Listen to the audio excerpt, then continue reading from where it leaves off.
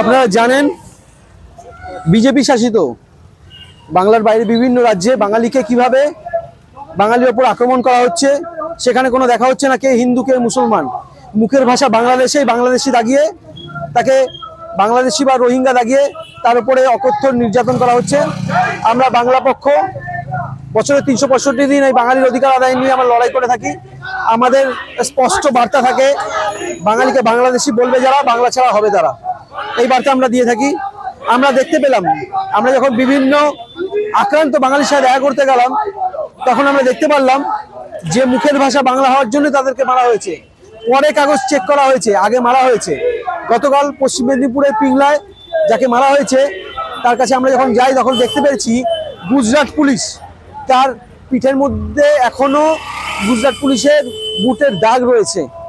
কিভাবে মেরেছে, প্রথমে মেরেছে, থানায় নিয়ে গেছে, তারপরে তার কাগজ দেখেছে। সুতরাং আমরা বাংলা পক্ষ একদম স্পষ্ট বলতে চাই যে বাঙালিকে বাংলাদেশি যারা বলবে তারা কিন্তু বাংলা ছাড়া হবে, একদম স্পষ্ট কথায়, কোনো কষ্ট নাই।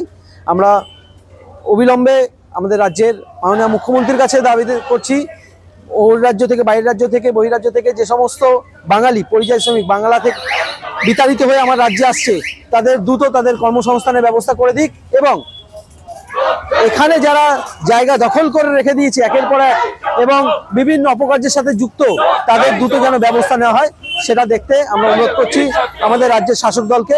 এবং পরিযায়ী শ্রমিকদের ফেরত আসা পরিযায়ী শ্রমিকদের যেন একটা ব্যবস্থা করে দেওয়া যায়, অর্থাৎ ভূমিপুত্র সংরক্ষণ, যা এই মুহূর্তে বাংলার মাটিতে সবচেয়ে বড় চাওয়া।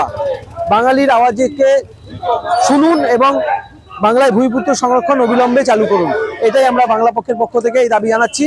এবং আজকে আমাদের একটা মিছিল হচ্ছে বাগুইহাটি থেকে, আমাদের জগৎপুর ব্রিজ অব্দি এই মিছিল যাচ্ছে এবং এই মিছিল আমরা আগামী দিনে আমাদের এই জেলা অর্থাৎ উত্তর 24 পরগনা শহরাঞ্চল জেলার সর্বত্র এই মিছিল আমরা ছড়িয়ে দেবো এবং এই প্রতিবাদের আওয়াজ রাজ্যের বিভিন্ন প্রান্তে ছড়িয়ে পড়বে। এইভাবেই জয় বাংলা।